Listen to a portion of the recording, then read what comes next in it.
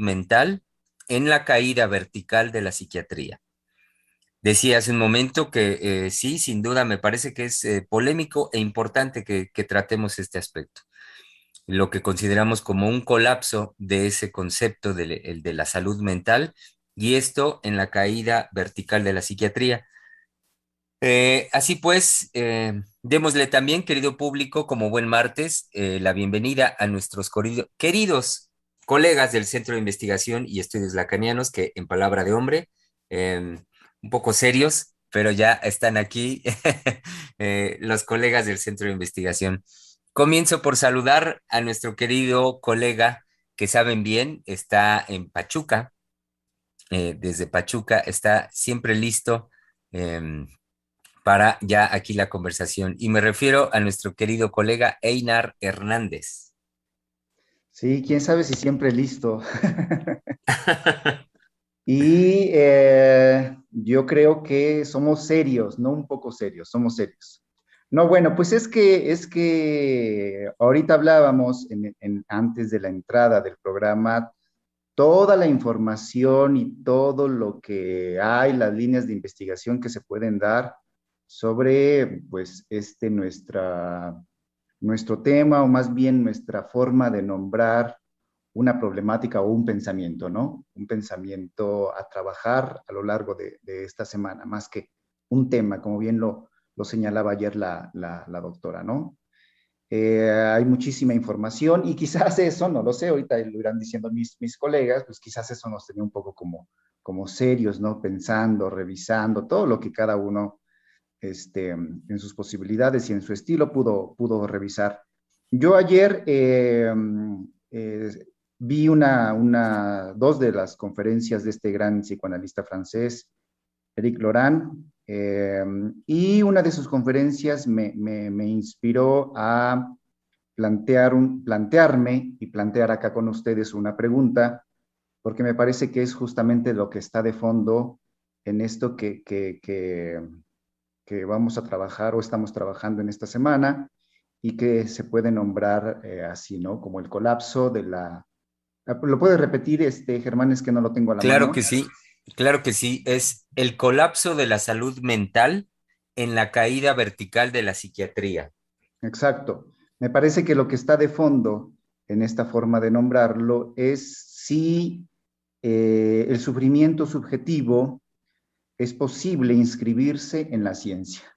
Eso es lo que me inspira la conferencia una de las conferencias de Lorán, porque cuando digo que me parece que es lo que está de fondo, es porque justamente es lo que ha pretendido la ciencia a lo largo pues desde la medicina, pasando por la psiquiatría, todos estos modelos de clasificación que es el DSM, después el proyecto del cerebro, las neurociencias, y ahora lo que también ayer muy rápidamente mencionaron, o lo mencionó Misa, de este proyecto de Google Health, del algoritmo matemático, ¿no? Creo que todo ese recorrido, si es que lo puedo sintetizar así, por supuesto con riesgo a equivocarme, creo que de lo que está de fondo es que la ciencia pretende inscribir el sufrimiento subjetivo dentro de su campo. Y bueno, la pregunta que yo me hago, no por supuesto como una afirmación, es si eso es posible. Si el malestar, si el síntoma individual, si el síntoma, como lo entendemos los psicoanalistas, es posible inscribirlo en el campo de la ciencia. Lo que hemos visto es que, así lo digo de rápido, es que eso no es posible y de ahí un colapso, ¿no? Y que eso ha traído como consecuencia la caída de la psiquiatría y de esta noción siempre, este, pues siempre nublada, siempre borrosa del concepto de salud mental. Entonces, bueno, eso me inspira una primera reflexión, pero podemos Ujú. ir hablando de muchas, muchas otras cosas, ¿no? Claro que sí, querido Einar.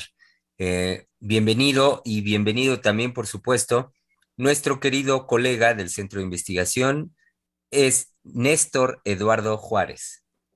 Hola, ¿qué tal, colegas? Pues muy animado nuevamente de estar en estos programas. Y sí, creo que con un tema, pues sí, siempre polémico por la naturaleza de los intereses que siempre están, me parece, en juego en relación a cómo se aborda lo emocional, el cuerpo, lo singular, ¿no? De cada sujeto. Y me anima, digamos, pensar, al menos desde el título de nuestro programa, que es el colapso de la salud mental en la caída vertical de la psiquiatría. Pues creo que de entrada puedo decir que el colapso viene en que un sujeto pues no solo es mente, ¿no? El psicoanálisis abre la posibilidad de volver a pensarnos como sujetos del inconsciente. Entonces, ahí creo que está el punto a poder desarrollar el día de hoy. Y bienvenidos también a nuestros queridos radioescuchas para que podamos hacer esta conversación pues muy amena, ¿no? Pero muy animado de estar con ustedes. Muchas gracias, Eduardo. Y animados aquí todos, aunque yo dije al inicio, bueno, serios, serios sí, pero y Einar ya lo avaló también, serios, pero al mismo tiempo animados. Y animado, por supuesto, ya muy sonriente, está acá nuestro querido colega Misael Montes de Oca. Y así es, todo un gusto estar aquí con mis colegas para conversar este gran tema. Creo que sí es importante señalar esta seriedad con la que iniciamos. Creo que el tema es un compromiso ético muy fuerte. El tema es amplísimo, ¿no? Data, por supuesto, desde los mismos inicios del psicoanálisis, en la relación bueno, en la subversión que hizo Freud de la clasificación de la psiquiatría, ¿no? Para tenerla de alguna manera, bueno, por supuesto, de referente o subvertida dentro del campo psicoanalítico. Pero vaya tema porque la pandemia también nos, nos llevó o en distintos países al colapso de los servicios de atención a la salud mental, ¿no? Eh, Se ha incrementado eh, distintos síntomas o se han registrado distintos síntomas a partir del confinamiento, ¿no?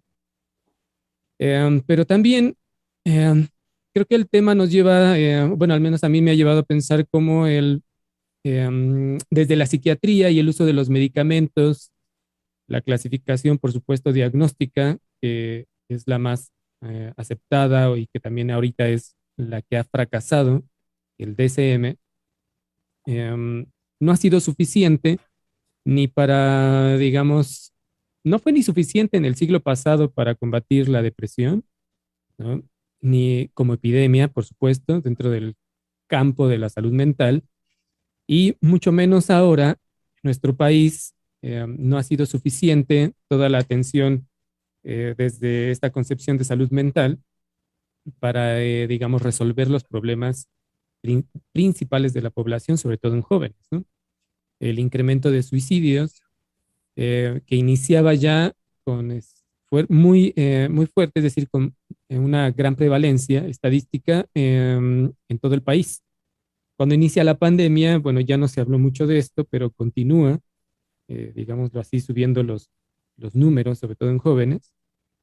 Entonces, bueno, lo menciono porque esto nos deja ver cómo, eh, pues, no ha sido suficiente, no ha funcionado los medicamentos, ni siquiera los de última generación, y vemos como este paradigma de, digamos, bueno, basarse o agarrarse de una descripción de los síntomas, me refiero a la psiquiatría, y el uso de medicamentos no ha sido suficiente, y la descripción del DSM ha llevado al colapso, ¿no? Al colapso del campo de la salud mental, porque vemos que simplemente no alcanza, ¿no? En esto que también estaba mencionando usted, Einar, ¿no? Si eso es posible, ¿no? Me está escapando un poco lo que usted mencionaba sobre si es posible inscribir en el campo de la ciencia Y si es posible inscribir el sufrimiento el subjetivo. sufrimiento. Ujú. Entonces vemos que pues, no es cualquier, vaya, como los títulos de cada semana, cada conversación, ¿no? El colapso de la salud mental. en la caída vertical de la psiquiatría. Y esta caída, bueno, pues tiene sus eh, implicaciones, por supuesto, políticas, económicas, no se diga en relación con las farmacéuticas, que ahorita lo estábamos conversando, ¿no? Con Néstor antes de entrar digamos, al aire. Ujú. Pero, eh, pues, no es cualquier cosa y, pues, bueno, tenía que suceder un evento mundial como la pandemia para que esto eh, terminara por suceder. Y digo terminara por suceder porque pues desde los 60, ¿no? Más o menos venía dándose todo un movimiento antipsiquiátrico en contra de la clasificación, en contra de la medicalización, en fin, hasta ahora, por el confinamiento, creo que se agravó, se generalizó, digamos, en número la búsqueda de atención y pues vimos que no ha sido suficiente, ¿no? Y estamos viviendo el caso de Francia, ¿no? Que es el que tenemos a la mano, de, del colapso de sus instituciones, eh, de cómo están, digamos, batallando con la atención psiquiátrica, médica, psiquiátrica y psicológica, y que no se dan abasto, ¿no? Para la atención, leí ayer unos artículos de para recibir atención tienen una lista de espera de un año. Entonces, imagínense nada más que es esperar tanto tiempo para recibir atención, ¿no? Y por supuesto, pues todos los especialistas están rebasados, ¿no? Salieron a las calles a manifestarse porque pues no se dan abasto, ¿no? No es suficiente. Y hay que pensar que no es suficiente ni el modelo, uh-huh, y por supuesto que también están involucradas cuestiones económicas y políticas propias del país, ¿no? El retiro de los fondos para la atención a la salud mental, si la división entre lo público y lo privado, en fin. Uh-huh. Pero vaya ejemplo, ¿no? Vaya ejemplo que creo el que está ocurriendo en Francia. Y bueno, a saber que por supuesto la psiquiatría en Francia ha sido, bueno, tiene su historia tan importante en el mundo. Uh-huh. Que esto suceda en un país como Francia, su historia con la psiquiatría, bueno, nos da una idea bueno, y que ha venido pasando, por supuesto, en las conferencias que nos menciona Einar, nos da una idea de lo que se viene y va a suceder a nivel mundial, ¿no? Ujú. Sí, yo pienso, pues con esto que nos comparte Misa, en cómo ha sido también un poco más transparente, o que siempre se ha encubierto, digamos, pues, los intereses económicos, particularmente de las farmacéuticas, pero que podemos ver a raíz de lo que aconteció, ¿no? A nivel mundial en cuanto a la pandemia, es como también se han hecho, pues, divisiones, se han creado también. Pues muchas dificultades para personas que han sido vacunadas con ciertas dosis, con farmacéuticas distintas, y que vemos que, al menos por ejemplo en Francia o en ciertas partes de Europa, pues si uno está vacunado con la vacuna rusa, pues no le es permitido, ¿no? En la entrada tiene que hacer toda una serie de requerimientos porque, bueno, en la intención en el discurso sería, pues, bueno, estar protegidos, ¿no? Contar con los antígenos, pero vemos que eso no es suficiente, ¿no? Entonces, que se están cubriendo, que hay intereses económicos por la adquisición de ciertas vacunas, de vacunas de cierta procedencia, eh, pero que sí está, pues, muy, muy claro, ¿no? Al menos lo podemos entender de esa manera, que hay intereses económicos que van más allá del discurso en cuanto a la salud mundial, ¿no? Entonces, creo que la pandemia nos ha permitido dar cuenta de algo que siempre hemos sabido, me parece, pero que pues no cesa, digamos, ese interés de sacar ventaja de, pues, las desgracias, ¿no? En esta que ha sido algo muy, muy duro sobre todo para gente de escasos recursos, gente que no está en las posibilidades de poder irse a otro país a poner una vacuna de su elección, y que es algo que yo les compartía antes de incorporarnos a la transmisión, que era que en Europa, ¿no? Particularmente en España, hay una iniciativa de ley que busca atender de otra manera los asuntos de salud mental privilegiando ahora a la gente de escasos recursos. Hay una intención de asignar una cantidad de millones, bueno, que son 4 millones de euros, eh, bueno, son 1 millón de euros por 4 años para poder favorecer a gente de escasos recursos, ya que la pandemia ha dejado realmente eh, una, bueno, no se ha protegido, digamos, a cierta población y se le ha dejado a merced, ¿no? Digamos, en esta actividad anímica, el sufrimiento que puede producir para cierta gente estar en desventaja en relación a la gente que tiene esos recursos. Entonces, es una ley pues realmente es muy controversial, es reciente y ya iremos abordando un poco ese tema.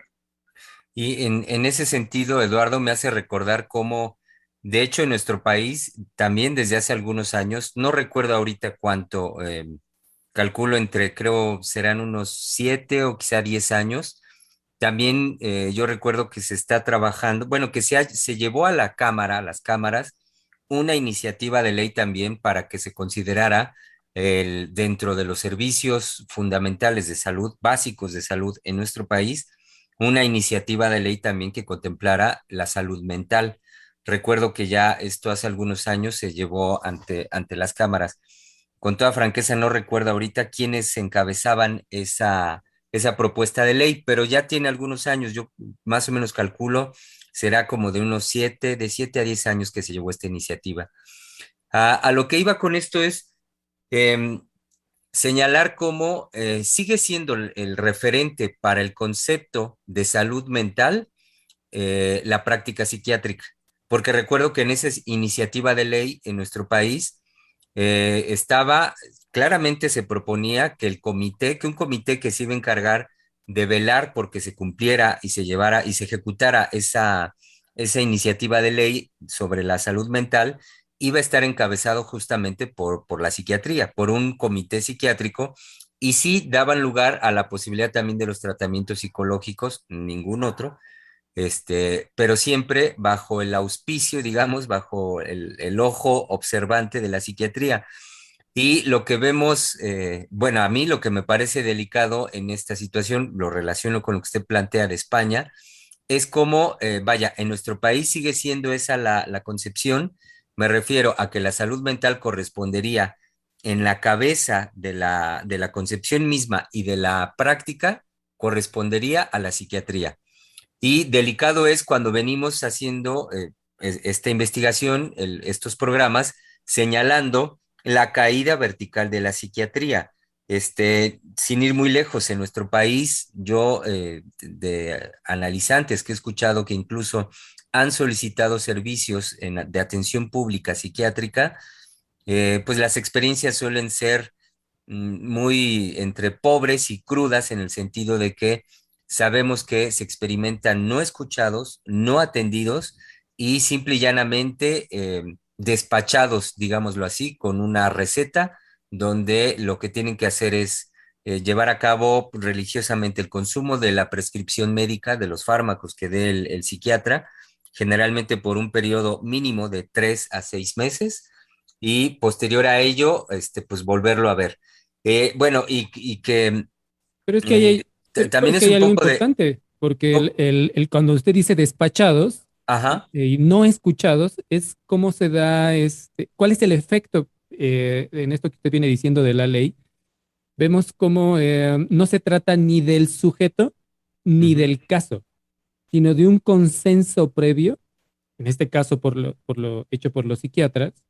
Sí, por ejemplo, aquí se discute en la ley, en las cámaras altas, bajas, en fin, se aprueba la ley, pero es un consenso también la clasificación diagnóstica que anticipadamente, ¿no? Bueno, se define anticipadamente y eso es lo que se va a dejar caer sobre el sujeto, ujú, ¿no? Creo que hay que señalar eso porque no es el tiempo que puede darse a un sujeto, a una persona, para ser escuchado de esa dolencia. Y no ujú, es, mire, ya me dijo que tiene tales, ya le apliqué unas escalas, ok, bueno, pues es un procedimiento estándar en psiquiatría, no es que sea una cuestión despectiva, sino es un procedimiento estándar, pero de lo que carecen la mayoría es de la escucha. Ujú. ¿no? Estos son síntomas, he ahí la receta, ¿no?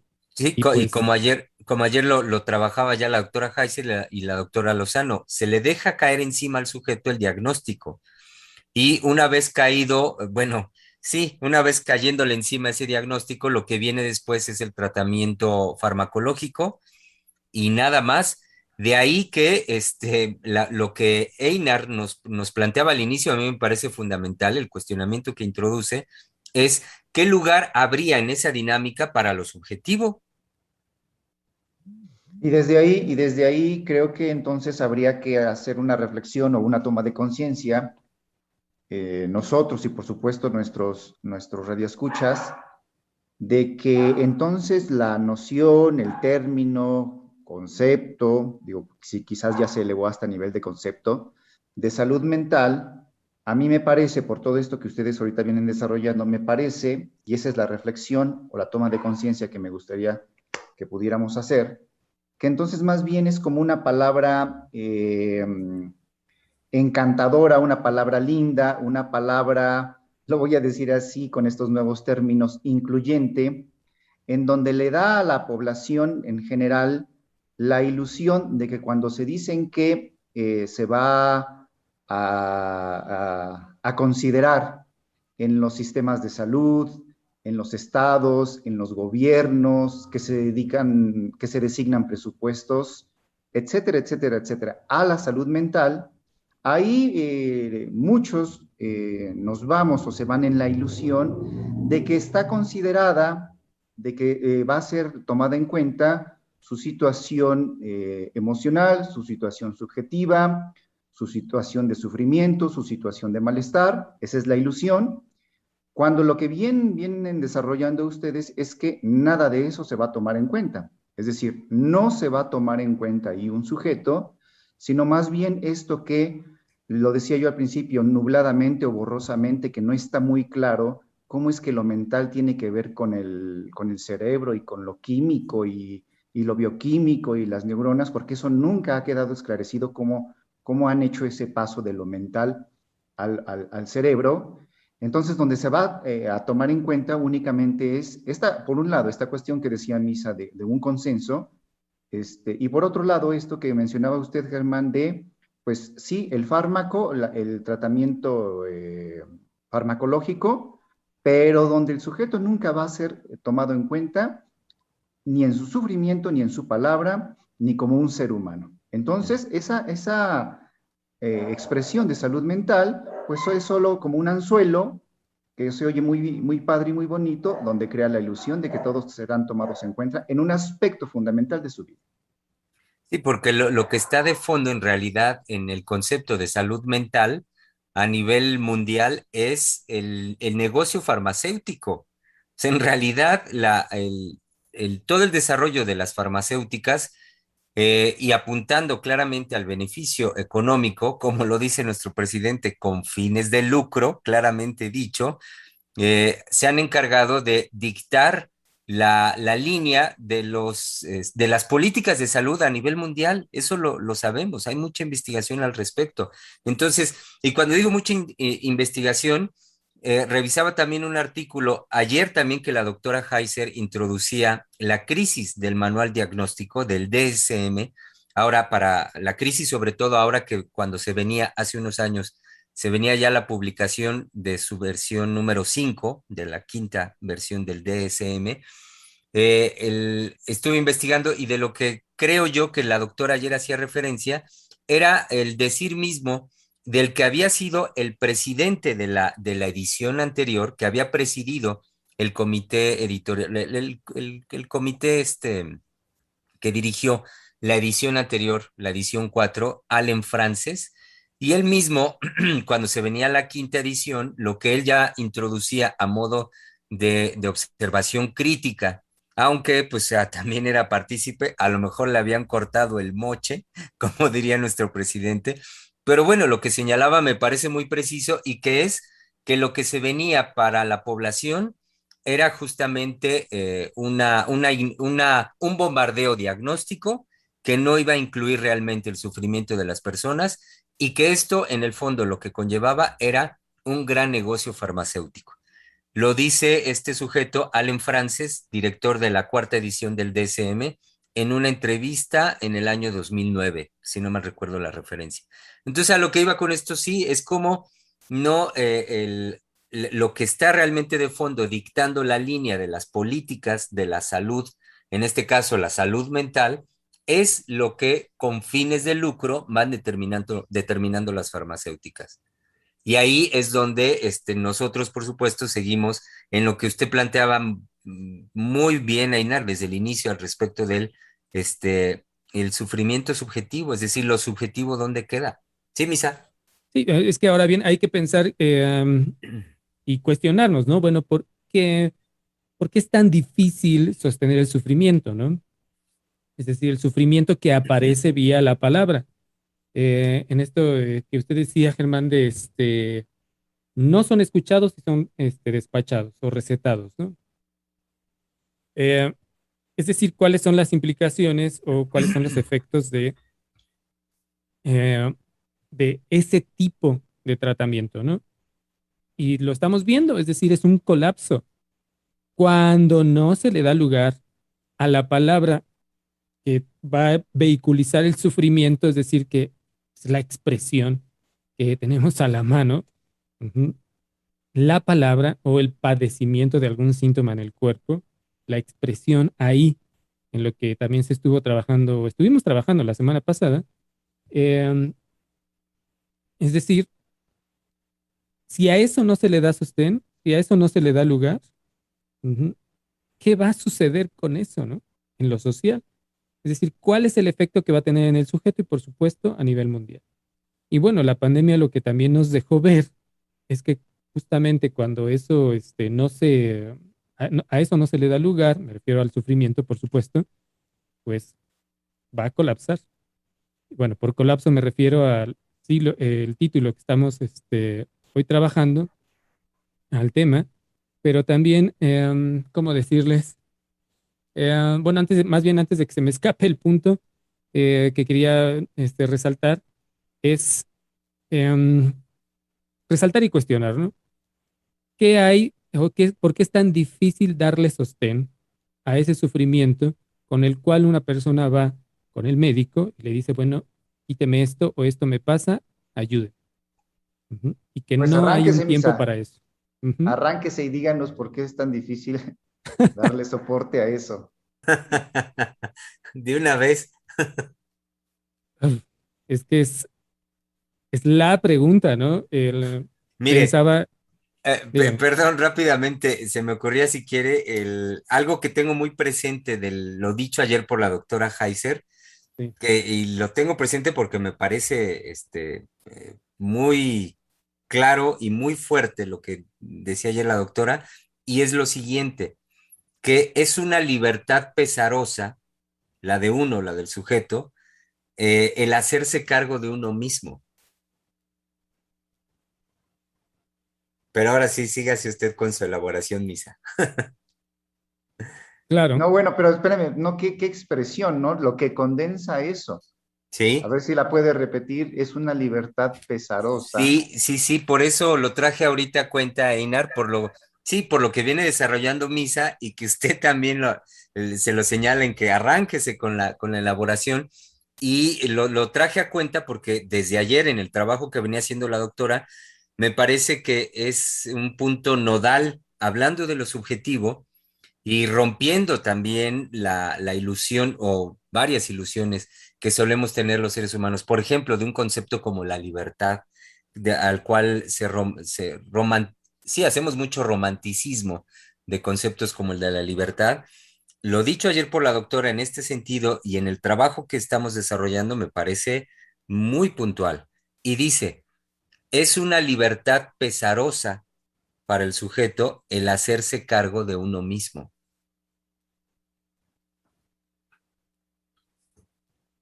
y que ahí desde la clasificación de enfermedad em, facilita la clasificación el no hacerse cargo, ¿no? Facilita el no pensar, facilita el no tener que hablar de lo que pasa, ¿no? No tener que hablar en extenso o digamos en amplitud. Ujú. Y que bueno, escuchar ese sufrimiento, por supuesto, Ujú. Em, Pensaba bueno, antes de que se me escape, como cuando el sujeto habla va a fracturar todo lo esperado, ¿no? Entonces, para el médico, puedo pensar, y también por experiencia de escuchar a médicos, en cómo no les es sencillo que todo lo que estudian, en todo lo que se han preparado, porque, bueno, su quehacer, se fracture, porque lo que pueda decir una persona frente a ellos es inesperado, totalmente inesperado y no encaja en lo diagnóstico, ¿no? Me refiero al DCM, por supuesto. Ujú. Ujú. Y tener que soportar que toda su formación médica, bueno, que también, bueno, que toda su formación médica no les sirve para eso, es sumamente pesaroso, podemos decir, o frustrante, ¿no? Ahora Sí. bien, pues tampoco hay que demandárselos, ¿no? Es decir, pues, no están formados para eso, Ujú. para el sufrimiento, sino nada más señalar cuál es el efecto cuando no se escucha el sufrimiento en el caso de un sujeto, pero también para el médico, ¿no? Que no cuenta con. Ujú.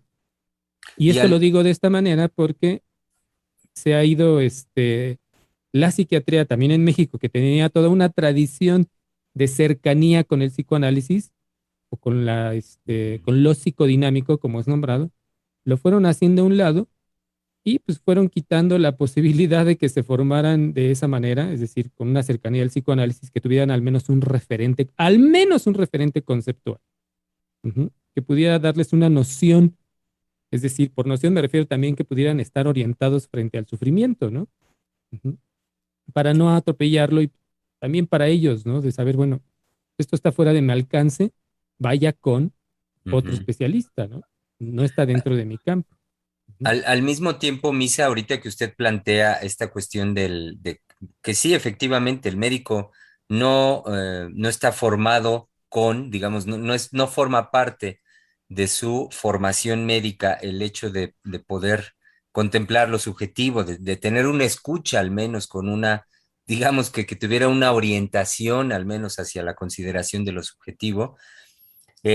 Al mismo tiempo, Misa, creo que mucho también del espíritu del centro de investigación de nuestros programas es llamar a, por supuesto, a los médicos, como a cualquiera de nuestros radioescuchas, vaya, es el llamado a los sujetos a que justamente en este tiempo, ya en este tiempo, con una experiencia como lo de la pandemia, es que me parece que es menester que en cada uno de nosotros sí, vaya, que sí haya esa exigencia. Es decir, y ayer la doctora trabajaba también en ese sentido, se formulaba la pregunta, decía, bueno, ¿por qué un sujeto se entrega de esa manera? ¿Por qué hay esa posibilidad en un sujeto de entregarse, entregar su cuidado, su salud, entregarse a la figura de un médico?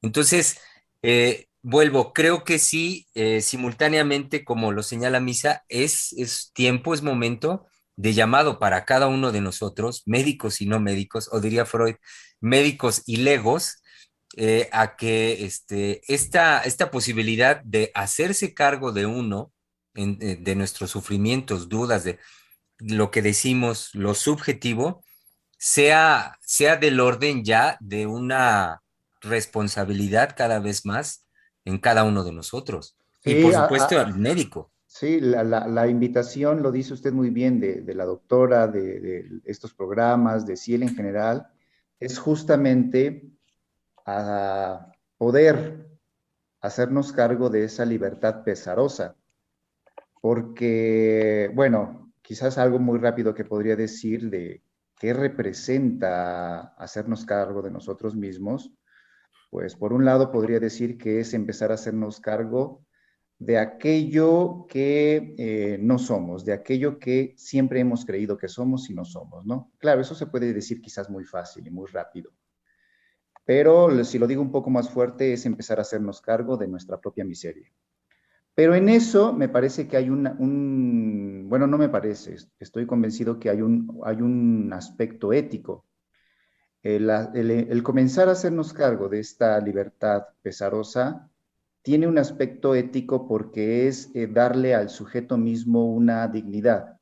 Es decir, que el sujeto no se viva a sí mismo como un objeto, en este caso un objeto de la ciencia, como una cosa a lo cual va a ser tratado, ni siquiera como un ser subjetivo, como una cosa que será tomado, como un número, como un algoritmo, como un signo, como un dato, X, dependiendo del modelo, y va más bien, cuando digo una dignidad, en el sentido de que por primera vez para él mismo y por lo que él mismo se va develando, estoy ya pensando en la clínica psicoanalítica, lo que se va develando en un análisis, es la dignidad de por primera vez escucharse en aquello que nunca se había escuchado, pero que de alguna manera lo sabía, y poder hacer de esa vida justamente una libertad subjetiva en el sentido de que ahora puedo ir siendo, pues de alguna manera, dueño de mí, ¿no?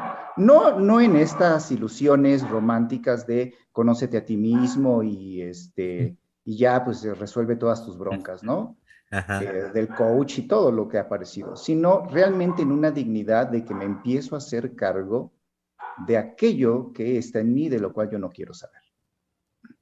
Sí, en ese sentido, mira, creo que si un sujeto está a merced, digamos, de los tratamientos, de los fármacos, pues del nuevo paradigma que es la ciencia, vaya, sabemos que hay una decisión, ¿no?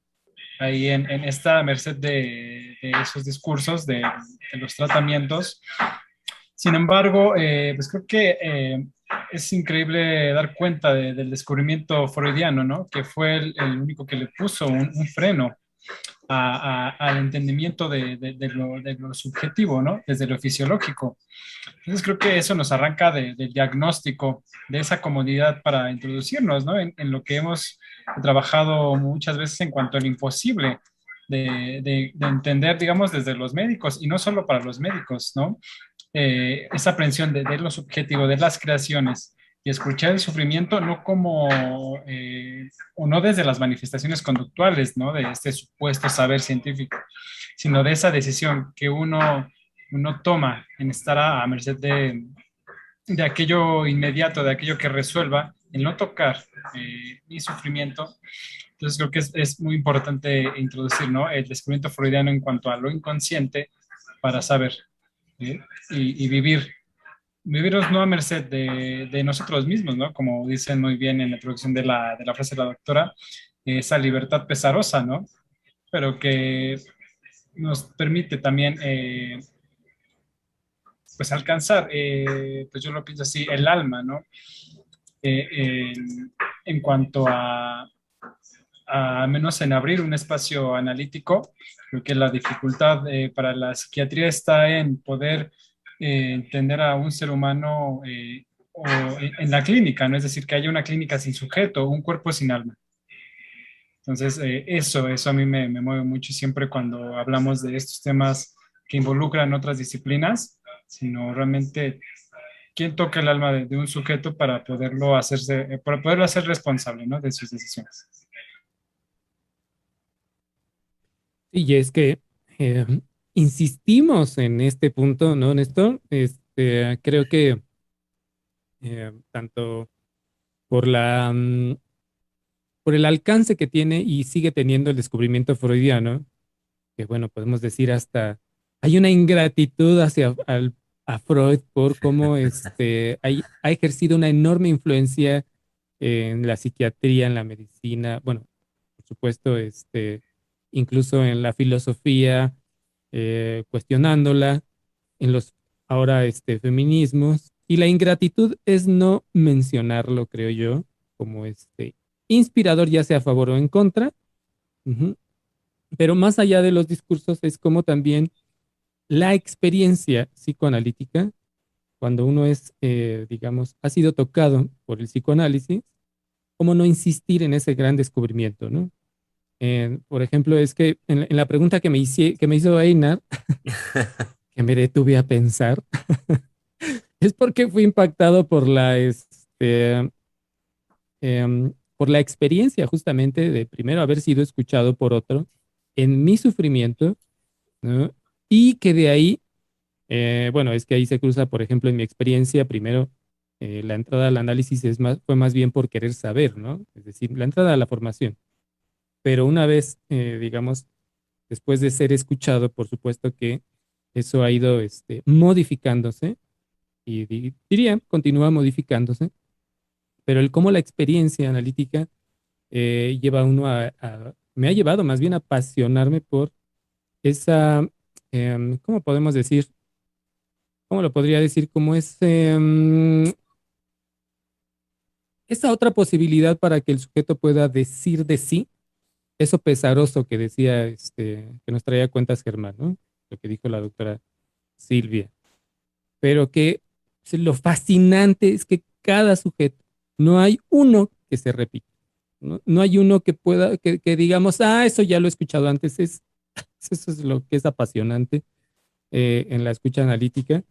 Ujú. Pero también, y creo que es algo que aquí los colegas presentes no me van a dejar mentir, que parte de la experiencia de formarse en CIEL es eh, lo que se requiere para sostener el sufrimiento también es para cada analista en formación cuidarse, es decir, y aquí no en una cuestión moral, sino en cuidar su salud para estar en excelentes, en la mejor posibilidad de salud, ujú, porque sabemos que escuchar y el tiempo de escucha y, digamos, paciente tras paciente, pues es un desgaste.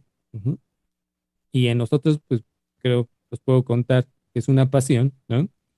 Em, Como uno en la formación, en la transmisión de la doctora, como eso también se va a incluir como importante de cuidarnos, como decía, cuidarse para estar en la disposición de escucha, ¿no? Y que bueno, hasta nos han llegado a decir, y eso lo podemos presumir a nuestro querido público, que nos vemos vivos y jóvenes, que no aparentamos la edad que tenemos. Eso nada más como presumir. Que Pero no, como, que no somos un grupo de psicoanalistas de esos así todos acartonados, rígidos, y que además lo que dice Misa, que incluso se ven avejentados. claro, pero ¿de qué? Desabridos. Exacto. Pero ¿a qué va todo esto de que la clínica psicoanalítica es viva? Es decir, Sí. no es una clínica cerrada como en el diagnóstico se da como efecto, que es cerrada, es preacordada y entonces es colocada al sujeto y con eso se despacha, ¿no? Como lo decía Germán, sino que eso vivo, eso habla en la clínica, eso acontece, ajá, y es irrepetible. Entonces, la disposición a escuchar el sufrimiento creo que no es cosa sencilla. Ujú. Y bueno, Y Y ahorita esa, que- perdón, Germán, nada más digo esto, y eso vivo, yo le agregaría que es inatrapable, es decir, imposible de meter a modelos, clasificaciones, controles, descripciones, definiciones, teorías y todo aquello que se le pueda. En ese sentido, no es fácil darle soporte. ¿Por qué? Porque está uno en lo vivo, inatrapable, inaprensible, inmodificable, incorregible, Perdón, Germán, sí. de inmediato me hizo pensar, Einar, en que se trata justamente de un no saber. O sea, eso vivo no es un saber, es eso, es vivo. Es la liebre que siempre nos brinca donde nunca la esperamos. Y que también este decir de Misa, cuando dijo que la clínica es viva, me hizo pensar en vida, en la vida, o sea, que también la clínica en ese sentido es vida y que por ello los psicoanalistas, al menos los de Ciel, hay este empuje, este impulso de vida, es por eso, por la presencia de la vida y que me hizo también pensar, Misa, por lo que desarrollaba hace un momento, en que el diagnóstico, o sea, y me lo formulo, me viene como una pregunta, ¿qué tanto entonces el diagnóstico y la cultura del diagnóstico que conocemos tradicionalmente desde el campo médico y el campo médico en el que estamos trabajando esta semana, del de la psiquiatría, es una sentencia de muerte. ¿Qué tanto el diagnóstico en su conformación contiene, digamos, tiene el peso para un sujeto de la muerte, de lo mortífero? Y que en ese sentido, para muchas personas, cómodamente, y ahí está lo paradojal, cómodamente para su vida les viene mejor, como ya lo decían hace rato, no me acuerdo si fue Einar o Misa, les viene mucho mejor, les es más cómodo decir estoy enfermo, tengo una situación, tengo una circunstancia, tengo un padecimiento, tengo un trastorno, lo que sea, pero es llegar y buenas tardes, mucho gusto, soy bipolar. Y ya después, ay, me llamo Héctor. Este, pero vaya, lo que voy es eso, es tomar ese peso, esa nomenclatura, la de enfermo, paradojalmente con todo lo que ya conlleva incluso de muerte, de mortífero, para muchos sujetos, quizá la mayoría, en lugar del esfuerzo de lo que implica justamente el estar vivo, la vida.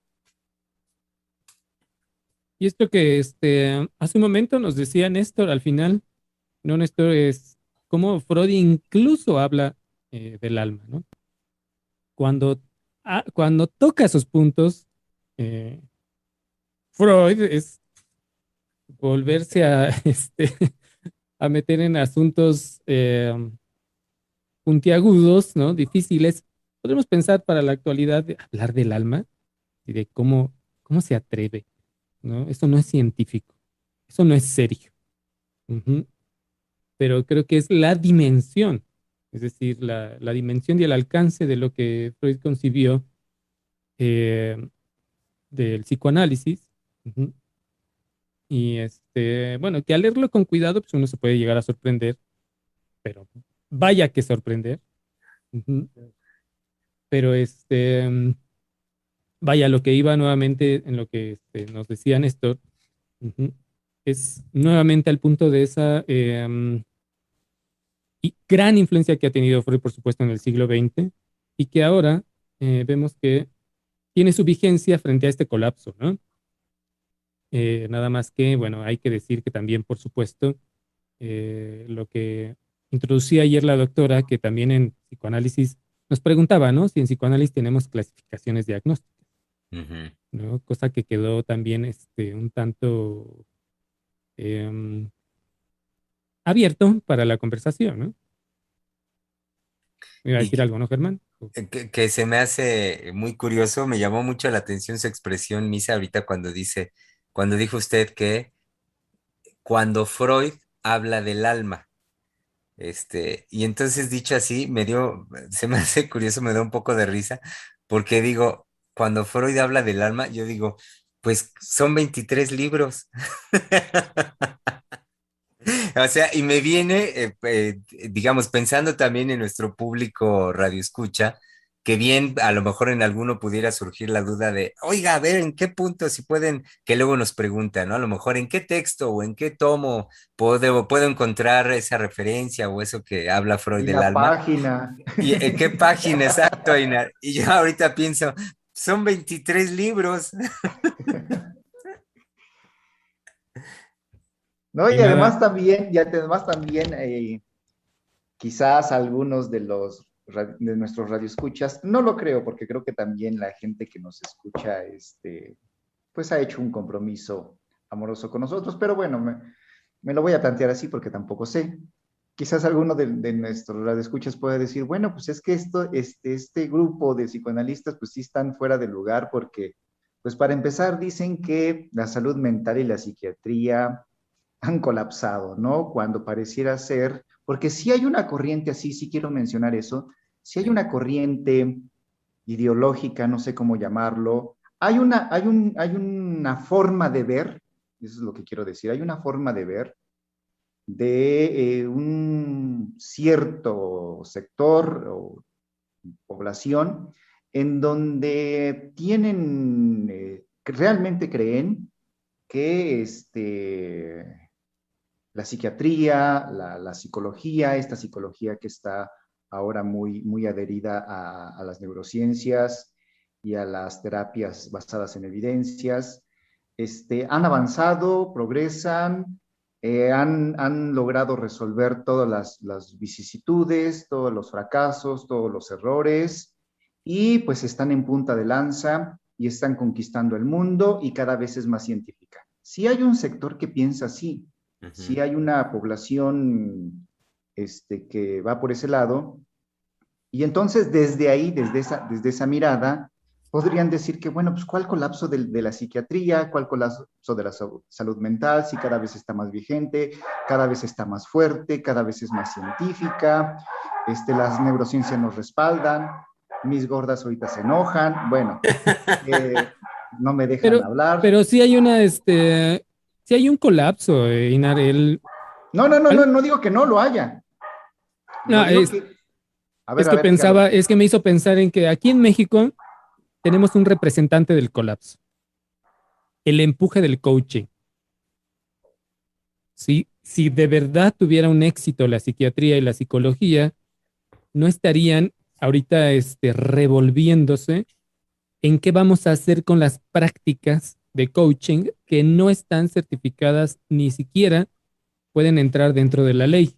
Y me refiero... Pero estas cosas, Misa, perdón, Misa, pero estas cosas son justamente las que hay que subrayar.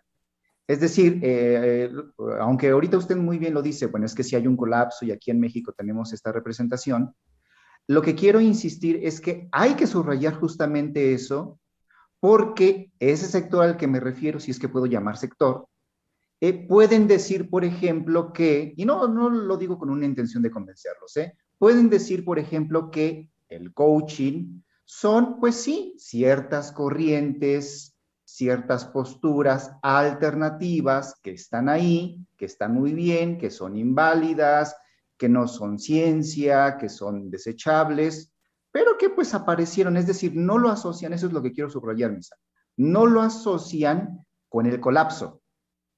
Es decir, sabemos que hay en el ser humano un esfuerzo por no querer ver su realidad, voy a decirlo ahorita así, por no querer saber nada de aquello de lo cual, digamos, me incomoda. Entonces, creo que una de las partes muy ricas de estos programas es justamente subrayar que eso sí está, que la psiquiatría se ha colapsado y que con ella se ha colapsado la noción de salud mental, y entonces hay que introducir realmente eso. Sí, hay algo en lo que la doctora Lozano siempre insiste, cuando, si no me equivoco, cuando habla del cientificismo, es decir, es esta parte psicótica, loca realmente del discurso científico. En lo que usted decía ahorita, Einar, de no querer saber pero también es una cuestión delirante, ¿no? Bueno, lo voy a dejar en loca, de que, bueno, no, es que si si se requiere, si estoy enfermo, pues requiero el medicamento. Es decir, me refiero al medicamento psiquiátrico, ¿no? Lo necesito porque, pues bueno, es una enfermedad, entonces está la ciencia médica que me apoya vía la psiquiatría para pues, medicarme, ¿no? Pero lo que no se esperan cada persona es que eso va a tener efecto en el cuerpo. Podemos pensar en disminuir la respuesta, digamos, de alteración en el cuerpo, pero no va a resolver absolutamente nada de lo que para él o para ella ha significado, es decir, en construcción de experiencia, de vivir en el mundo, tal cual, no va a resolver eso, no va a resolver esa significación, vaya, que ha construido, ¿no? Tanto la tenga presente como la que la que ignora. Entonces, pues puede su cuerpo estar calmo y en una mejor disposición para su aquí y ahora, pero no, es decir, no va a modificar nada de su experiencia, no lo va a aliviar por completo, ¿no? Y además yo agregaría en el ejemplo que está poniendo muy bien, de que el químico va a inhibir el cuerpo, o si puedo decirlo así, la locomoción. Eso no es sin consecuencias, es decir, el hecho de que el químico esté afectando propiamente lo orgánico, Eso que usted menciona muy bien, que no se está resolviendo en lo psíquico o que no se va a resolver para nada, al ya tener una injerencia, el químico, en propiamente lo orgánico, ya lo psíquico, que justamente lo orgánico es para la expresión de lo psíquico, ¿cómo se va a expresar? Es decir, ahí necesariamente va a venir una alteración para lo psíquico porque justamente lo orgánico está inhibido. Entonces, no, yo agregaría que no solo lo que usted acaba de decir de no solo no se resuelve lo psíquico, sino que lo orgánico ya no queda posibilitado para la expresión de lo psíquico. ¿Y cómo se va a expresar? Pues quién sabe. Sí, Sí. perdón, sí, Sí, no, Eduardo. no. Sí, con todo lo que están hablando de estas imposibilidades, creo que también en relación a la propuesta del título, ¿no? De la caída vertical de la psiquiatría, es porque realmente no hay algo que sostenga la psiquiatría en la vivencia cotidiana, ¿no? De un sujeto, cuando dice, no sé qué me pasa, no tengo el control de mi cuerpo. La psiquiatría no puede soportar un no saber, ¿no? Es decir, la enajenación científica en la que están sujetos, lo puedo decir así, cuando uno piensa, bueno, cuál es el paradigma de la psiquiatría, que no esté desplazada en las otras disciplinas, ¿no? Estos saberes multidisciplinarios y lo que se ha convertido la psiquiatría, la psicología científica, etcétera, pues dan cuenta de esa imposibilidad, ¿no? Entonces, a mí me resulta muy profundo, ¿no? Poder pensar en por qué del título en este colapso, ¿no? De la salud mental y también cuál es, digamos, el espacio que da para lo que hablamos, ¿no? El amor. Es decir, cuando uno ve la definición de la OMS, ¿no? De salud mental, hablan sobre un bienestar, sobre dar a un sujeto la posibilidad de soportar, de afrontar las presiones normales de la vida, que pueda ser productivo y hacer pues un lazo social, ¿no? Entonces, jamás uno escucha en los discursos, no solamente de la psiquiatría, de la medicina, los discursos de género, que el amor jamás está, digamos, dentro de las pretensiones, ¿no? Entonces, creo que si hay un discurso, hay una vivencia en la que uno puede sentirse incluido desde su malestar en una posibilidad amorosa, ese es el psicoanálisis. ¿No? Y en esto que puntualizó Néstor sobre frente al no saber, es donde podemos distinguir, o bueno, les propongo distinguir la ciencia, eh, es decir, de una postura de un científico, que más bien la pasión es eso, ¿no? Sería el quehacer de la ciencia, bueno, aquí yo no sé, entonces pues voy a investigar, ¿no? Voy a proponer. Ujú. Pero estaré abierto a eso que yo no sé, que me impacte, que me mueva. Ya tenemos los grandes científicos. Bueno, pensé, el primero que se me vino fue Einstein, ¿no? Eh, en una pasión, sí, de saber, pero también de que, bueno, pues lo que yo puedo entregar de saber es muy poco. Ujú. Hay más que desconocemos, ¿no? E incluso desde la filosofía también hay una pasión, sí, por saber, pero también en que, bueno, lo que se va descubriendo, pues es justamente, se va abriendo el campo del no saber, ¿no?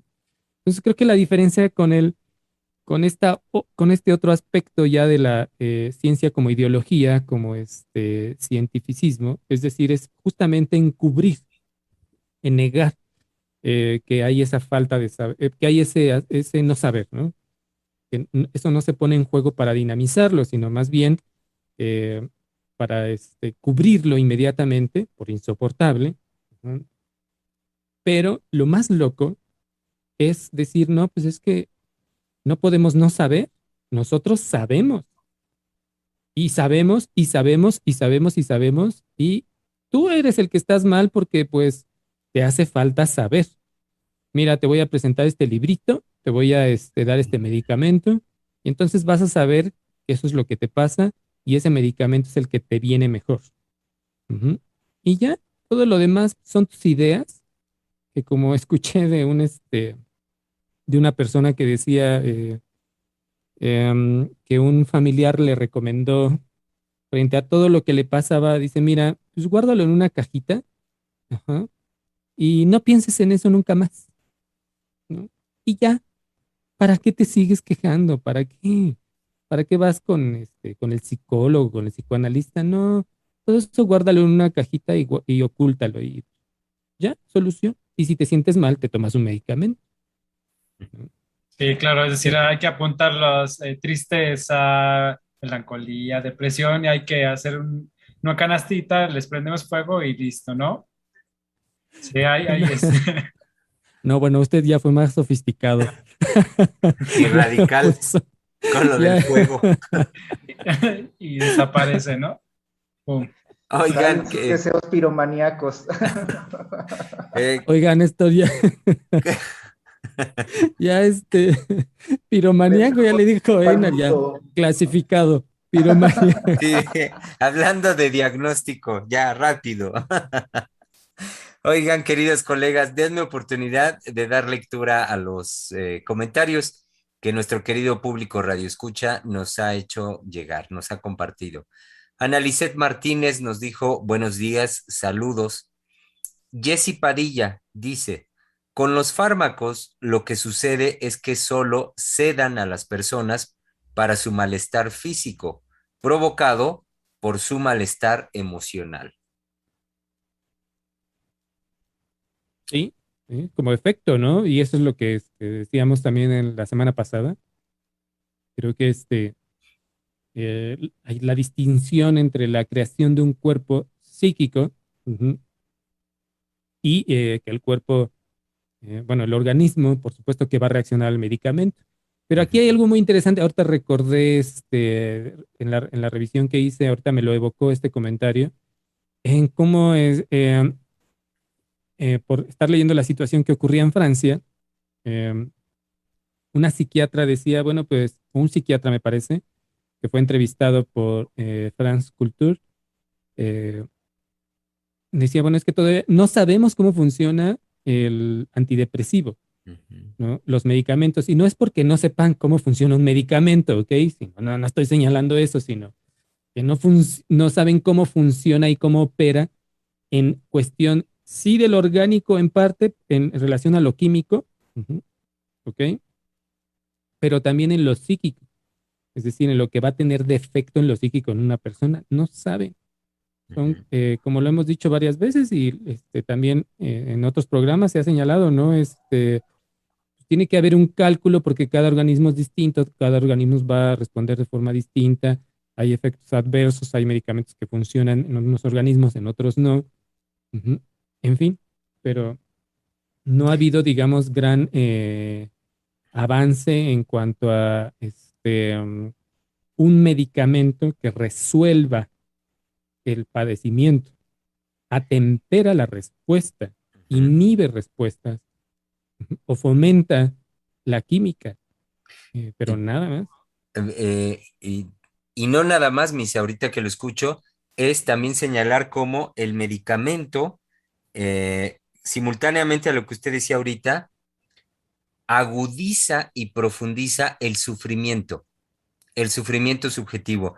Porque en esta situación que nos dice nuestra radio escucha me hace pensar cuando habla de cómo el medicamento solo seda a las personas, en esa sedación, lo que es muy delicado, y eso son cuestiones que los analistas recogemos y recibimos en clínica a nuestros pacientes, es cómo esa sedación, lo sabemos los analistas, no detiene la dinámica psíquica para nada.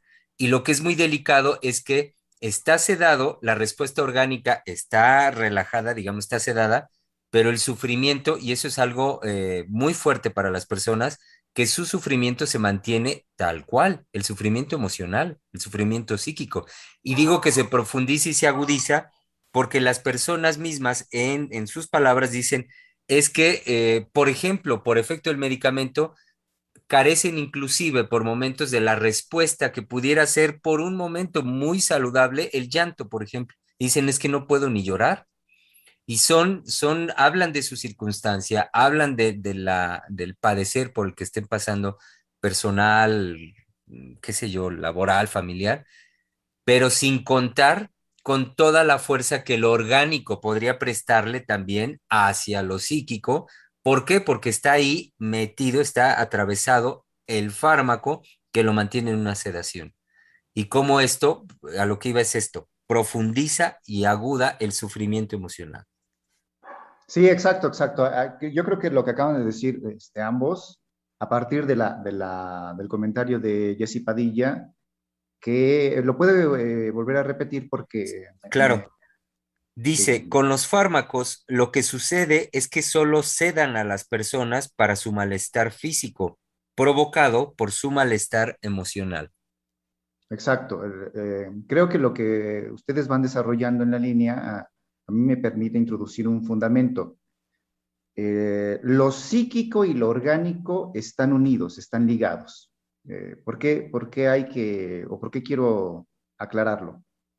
Porque si no pareciera ser eh, que el químico solo va a sedar lo orgánico y pues lo emocional pues quedará ahí libre, como flotante, y pues casi casi sin ninguna repercusión, ¿no? Que sí, después puede aparecer, después se puede manifestar, ya que se baje la sedación de lo orgánico y ya. No, no es así. Creo que lo que los dos van desarrollando de distinta manera es justamente cómo, aunque se cede lo orgánico, eso no va a ser sin consecuencias, porque lo psíquico está ligado, está comprometido con lo orgánico, y entonces el efecto de sedar lo orgánico, como usted bien lo decía, Germán, va a incrementar ese sufrimiento, pero porque no están desligados, eso es lo que quiero Ujú. esclarecer, Sí. no están desligados. Qué bueno fuera que quedara de que, ay, bueno, pues se da lo orgánico ya, ¿no? Pues lo emocional pues queda ahí, sí, quizás no resuelto, pero queda ahí. Y después se va a manifestar. No, eso tendrá consecuencias, como usted bien lo dice, en exacerbar el sufrimiento, lo va a trastocar. Ujú. Tenemos también la participación de nuestra radioescucha Yesenia García Salgado y que dice, eh, pongan atención queridos colegas, dice, eso me encanta de ustedes y de todos los doctores que participan todos los días, su sentido del humor, la forma divertida con la que son capaces de transmitirnos sus decires. Ninguno de los doctores del centro son acartonados y caras largas. Se percibe aún sin verlos. Yo puedo ver sus caras con una sonrisa. Saludos a todos. Es que no conoce a Germán cuando se pone serio.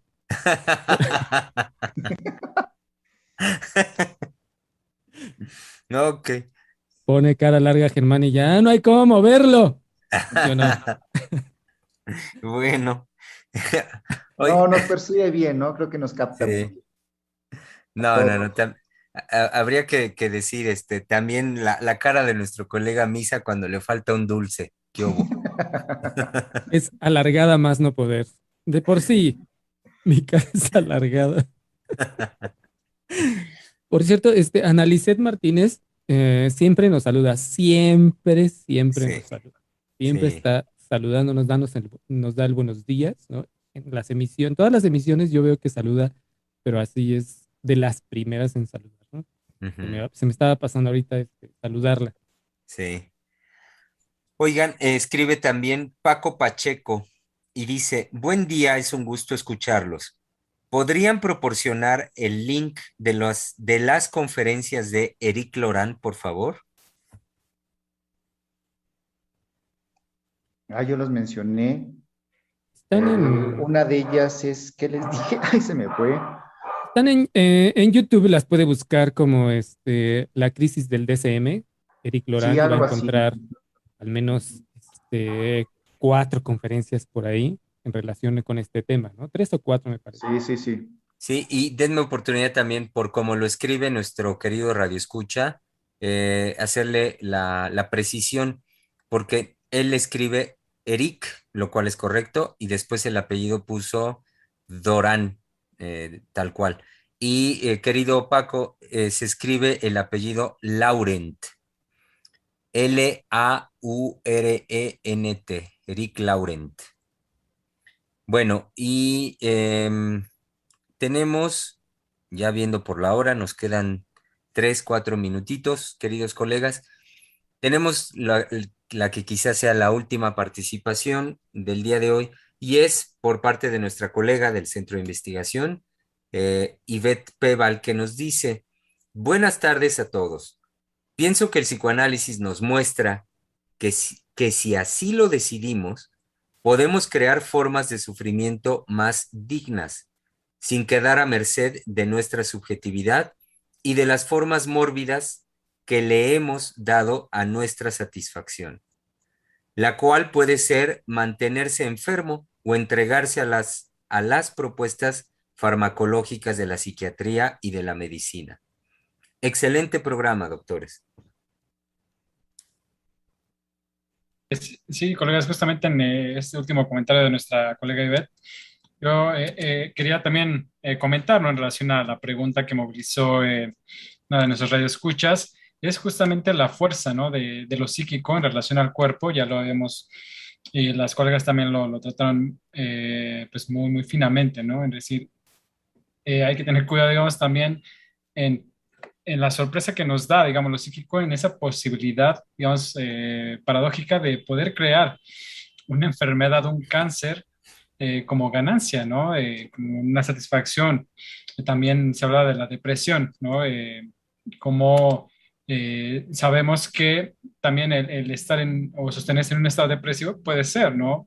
Una manera de tener un gozo, una satisfacción en el malestar. Entonces, creo que eso es algo que se descuida en, pues en la psiquiatría. Me parece que no se sostiene, ¿no? Vaya, no se puede sostener y también no se incluye la fuerza, la potencia de lo psíquico. Es algo que quería, para estar vigilantes, por supuesto, ¿no? Como siempre es un recordatorio por parte de nuestro colega Germán, el atender, ¿no? Nuestra vida anímica, nuestras emociones, abrir ese espacio para poder nuestra merced, ya lo dijo la doctora ayer también, si ustedes están en una situación en la que pues acudieron al médico psiquiatra y está realmente aplastando, ¿no? Su vida emocional, los medicamentos, este tratamiento farmacéutico, pues están otras opciones, la homeopatía, la acupuntura, que pueden también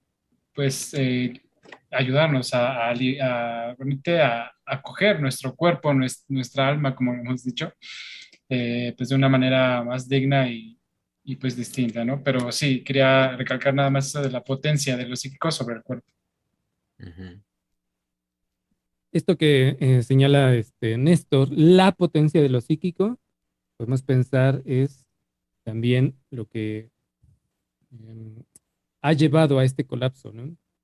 Es decir, al no incluir justamente la potencia de lo psíquico en lo que viene desarrollando Néstor, eh, inmediatamente lo asocié con este título del colapso de la salud mental en la caída vertical de la psiquiatría, ¿no? Pero hay que volver a decir cómo la psiquiatría tenía contemplado en su quehacer esta potencia de lo psíquico que señalan esto, pero al desplazarlo por una clasificación estadística, eh, eso la llevó al colapso, al desestimar por completo, al menos como referente, esa potencia de lo psíquico. Entonces, era, bueno, tomó sus años, por supuesto, ¿no? A que llegara este colapso. Ujú. Y que va a tener No, sus efectos en lo que les decía al inicio, ¿no? Va a haber los efectos a nivel mundial. Ya se había estado hablando mucho de los trabajos que nos trajo Einar de Eric Laurent, que es en referencia digamos, a la crisis de los diagnósticos, como se nombró en aquella época, y que todavía falta tiempo para seguir viendo este colapso, ¿no? Ujú. Por esto que señala Néstor, no incluir la potencia de lo psíquico, ujú, al menos como un referente de, bueno, está el psicoanálisis, está ese campo que nombramos psicoanálisis, hay que tenerlo de referente, ¿no? Al menos ahí incómodo, si quieren verlo de esa manera, pero que esté incluido. Es decir, todo discurso que no tome el psicoanálisis ahora cojea, como se ha dicho. Ujú. Punto. Ujú. Les incomode o no. y sí, y esto mismo que nos dice Néstor de tomar en cuenta la potencia de lo psíquico, me lleva nuevamente a lo que él también al inicio introdujo, ¿no? Es decir, tomar en cuenta eso es dar cuenta que somos sujetos del inconsciente. no considerar eso, pues justamente es, pues es llevar al ser humano pues a una situación delirante, sobre todo que sería posible objetivarlo. Ujú. Pues así es, queridos colegas. Estamos llegando al término de la emisión del día de hoy, de este martes en el espacio de Palabra de Hombre. Y claro que no podemos retirarnos sin decir cómo está nuestra querida colega Giselle, bienvenida. Está acá. Han de saber, querido público, que la nombro y digo bienvenida porque está, como bien saben, en los controles de Freudiana Radio y siempre extrayendo de nosotros una sonrisa con sentido del humor. Aquí está. Nos hace la broma y nos desconcentra. Sí, divirtiéndose de lo lindo. Pues bien, querido Así público. es. Así es. Me la paso escribiéndoles notitas como los post-its de los oficinistas. Y Exacto. entonces las ven ahí por Zoom y de repente están muy serios hablando de los otros discursos y el psicoanálisis y ¡pum! No es cierto. Exacto. Pum. Bueno, querido público, fue este espacio como buen martes, el de Palabra de Hombre, donde nos dio mucho gusto conversar con todos ustedes y ahorita que estamos llegando a término, recordar que como ya es una tradición, este espacio de lunes a jueves al mediodía, tenemos una cita mañana miércoles, donde, como también ya bien lo saben, corresponde a la oportunidad de volver a pensar. Volvamos a pensar mañana este importante tema de conversación, el colapso de la salud mental en la caída vertical de la psiquiatría. Volvámoslo a pensar el día de mañana. Reunámonos aquí, en este espacio de la conversación Freudiana Radio, la voz psicoanalítica del mundo, desde donde les deseamos, por supuesto, que tengan un lindo martes.